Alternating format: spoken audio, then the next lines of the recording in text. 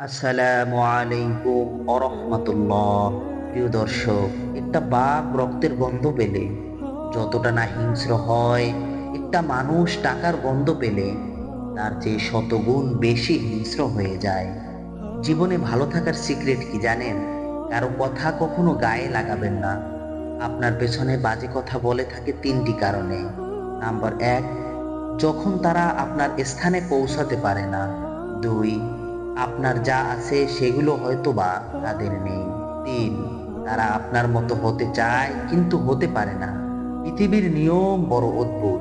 যার টাকা আছে তার মন নেই, আবার যার মন আছে তার টাকা নেই। যদি জীবনের প্রয়োজনে নিজেকে বদলে ফেলতে হয়, তবে তাই করো।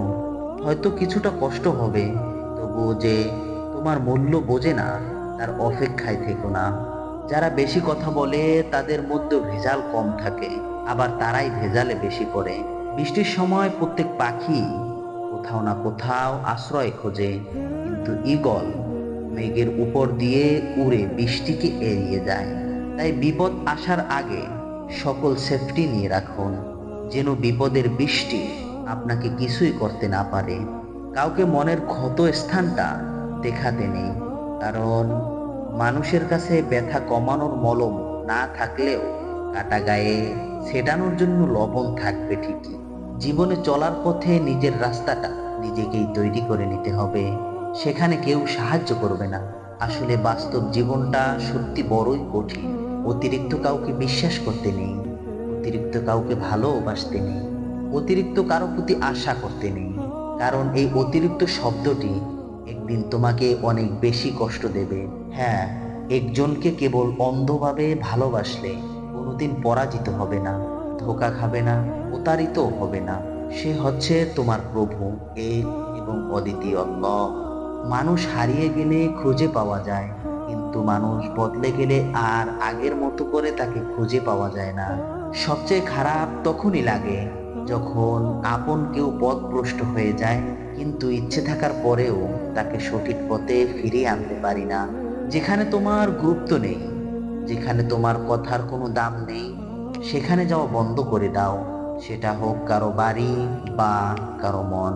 কাউকে কাঁদিয়ে কোনোদিন সুখী হওয়া যায় না, কাউকে ঠকিয়েও কোনোদিন ভালো থাকা যায় না। কারণ মানুষ যেমন কর্ম করে তার ফল ঠিক তেমনই হয়। নিজের মন খারাপ, নিজেকে ভালো করতে শেখো, কারণ তুমি ছাড়া তোমার আর কেউ নেই। সব বন্ধু পাশে থাকে না, কিছু বন্ধু সুযোগ নিতে কাছে আসে, আবার সব বন্ধু আপন হয় না। কিছু বন্ধু বিশ্বাসঘাতকতার মুখোশ পরে থাকে। যে ভালোবাসায় মানসিক শান্তি মেলে না, সে ভালোবাসায় বিচ্ছেদই ভালো। বুদ্ধিমান মানুষেরা কখনোই প্রতিশোধ নেয় না, তারা সঠিক সময়ের অপেক্ষা করে।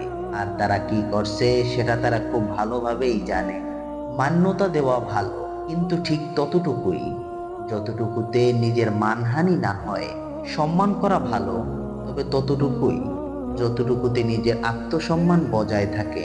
আর গুরুত্ব দেওয়া ভালো, তবে ততটুকুই যতটুকুতে নিজের যোগ্যতা ছোট না হয়ে যায়। চুপচাপ থাকা মানুষগুলোকে কখনো দুর্বল ভাবা ঠিক নয়, কারণ তারা ভদ্রতা জানে বলেই চুপচাপ থাকে। আর এটা তাদের পারিবারিক শিক্ষা। বেঈমান কখনো কাঁদে না, আর স্বার্থপর কখনোই কোনো স্মৃতি মনে রাখে না। মন ভালো থাকলে সবকিছুই ভালো লাগে, আর মন খারাপ থাকলে ভালো লাগাটাও খারাপ লাগে, এবং এটাই হচ্ছে প্রকৃতির নিয়ম। তাই সাধ্যমতো চেষ্টা করবে মনটাকে ভালো রাখতে। সৃষ্টিকর্তার সান্নিধ্য মানুষের মন ভালো করে। তাই বেশি বেশি আল্লাহকে স্মরণ করুন, মন ভালো হয়ে যাবে ইনশাল্লাহ। যে মানুষটা অল্পতেই অনেক খুশি হয়, সে কিন্তু সামান্য আঘাতেই অনেকটা কষ্ট পায়। আমি তাকেই রাগ দেখাই যাকে আমি অনেক বেশি ভালোবাসি।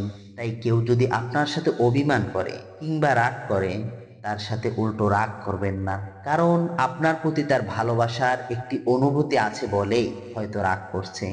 কিছু মানুষ একজন নির্দিষ্ট মানুষকে পাওয়ার জন্য প্রার্থনা করত, অথচ জীবনের পরিস্থিতি এমন হয়ে গিয়েছে সেই মানুষটি তাকে ভুলে যাওয়ার জন্য এখন প্রার্থনা করছে। কাকে বিশ্বাস করব বলেন? কিছু মানুষ তো চোখ মুছতে মুছতে এখনো মিথ্যা কথা বলে। যতই কাছের মানুষ হোক, কারো কাছে মূল্যহীন হওয়ার আগে নিজেকে সরিয়ে নেওয়াই হলো বুদ্ধিমানের কাজ। মানুষ তার জীবনের ভুলগুলো তখনই ঠিক বুঝতে পারে যখন একটি ভুলের কারণে জীবন থেকে অনেক অনেক বছর হারিয়ে ফেলে। একজন খারাপ ছাত্র একজন দক্ষ শিক্ষকের কাছ থেকে যা শিখতে পারে তার চেয়েও একজন ভালো ছাত্র একজন খারাপ শিক্ষকের কাছ থেকে অনেক গুণ বেশি শিখতে পারে। তাই শিক্ষক বড় কথা নয়, আপনার শিক্ষার ক্ষমতা বা ইচ্ছা কতটুকু রয়েছে এটাই হলো বড় কথা। যে মানুষগুলো তোমাকে বলে তুমি পারো না বা তুমি পারবেই না, তারাই সম্ভবত সেই লোক যারা ভয় পায় এটা ভেবে যে তুমি আসলেই পারবে। তাই চেষ্টা চালিয়ে যান, আল্লাহর উপর ভরসা রাখুন, জীবনকে ভালোবাসুন, আল্লাহকে ভালোবাসুন। প্রিয় দর্শক, আজকের ভিডিওটা যদি আপনাদের কাছে ভালো লাগে তাহলে একটি লাইক একটি কমেন্ট করবেন।